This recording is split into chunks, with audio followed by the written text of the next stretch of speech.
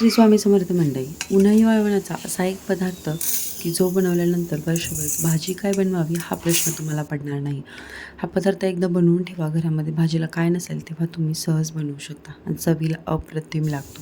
तर आता त्यासाठी 2 कप इथे मी मूग डाळ घेतलेली आहे आणि अर्धा कप हरभऱ्याची डाळ घेतलेली आहे. सगळ्या डाळी स्वच्छ पाणी घालून सोडून धुवून घ्यायच्या आहेत, म्हणजे त्याचा एक्स्ट्रा जे कलर आहे किंवा जी घाण आहे ती निघून जाते. 2 पाण्याने स्वच्छ डाळ धुवून घेतल्यानंतर त्याच्यामध्ये पुन्हा पाणी घालायचं आणि रात्रभरासाठी भिजवत ठेवायचं आहे. इथे मी घरची मूग डाळ वापरलेली आहे, त्याच्यामुळे याच्यावरती थोडीशी साल आहे, ती राहिली तरीसुद्धा चालेल किंवा तुम्ही जर का विकतची वापरणार असाल तरीसुद्धा चालेल. तर रात्रभर इथे बघू शकता डाळ भिजलेली आहे. दुसऱ्या भांड्यामध्ये ट्रान्सफर केलेली होती, कारण त्या भांड्यामध्ये भिजण्यासाठीचं पाणी त्याच्यामध्ये भिजत नव्हतं. त्यानंतर दुसऱ्या दिवशी सकाळी डाळीतलं पाणी काढून घ्यायचं. हा सांडगे बनवण्यासाठीचा मसाला बनवूया. त्यासाठी 4 चमचे धणे, 1 चमचा जिरं सुरुवातीला मिक्सरला बारीक करून घ्यायचं आहे. मिक्सर चालू बंद करत हे भरडसर असं आपल्याला बारीक करून घ्यायचं आहे. त्यानंतर याच्यामध्ये 10 ते 15 हिरव्या मिरच्या आणि 10 ते 15 लसूण याच्यामध्ये घालून घ्यायच्या आहेत. लसणाने आणि हिरव्या मिरचीने त्या सांडग्याला अप्रतिम चव येते. हे सगळं मिश्रण आपल्याला बारीक करून घ्यायचं, एका प्लेटमध्ये काढून घ्यायचं आणि त्याच भांड्यामध्ये आपण ही डाळ वाटून घेणार आहोत.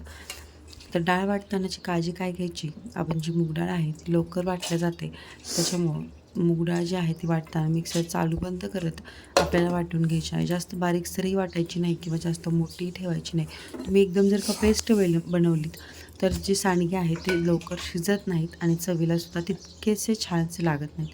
त्यामुळे भरडसर अशी ही डाळ आपल्याला वाटून घ्यायची आहे.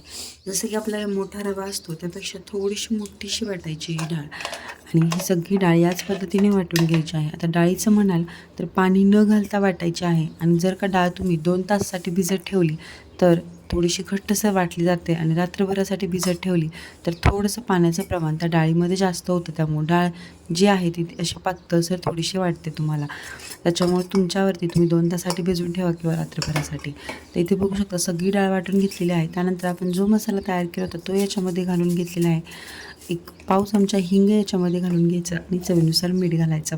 हा सगळा मसाला या डाळीमध्ये व्यवस्थित मिक्स करून घ्यायचा आहे. माझ्या सासरे जेव्हा डाळी बनवल्या जातात हरभऱ्याच्या, मुगाच्या किंवा उडदाची, त्याचा जो कनुरा राहतो ना त्याच्यापासून ह्या सांडगे बनवले जातात. तर ते कनुरे सगळे मिक्स करून पहिल्यांदा भिजत घातले जातात आणि त्यानंतर असं पीठ तयार केलं जातं.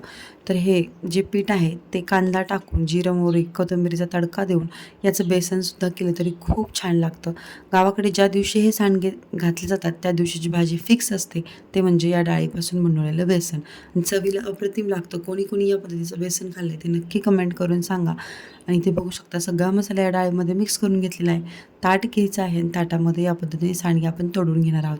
तुम्ही प्लॅस्टिकच्या कागदावर सुद्धा डायरेक्ट उन्हामध्ये सांडगे तोडून घेऊ शकता, पण ताटामध्ये थोडंसं सोयीस्कर वाटतं. घरामध्ये सांडगे ताटामध्ये घालायचे आणि ताट पुन्हा उन्हामध्ये नेऊन दिवसभरासाठी सुकवून घ्यायचं आहे.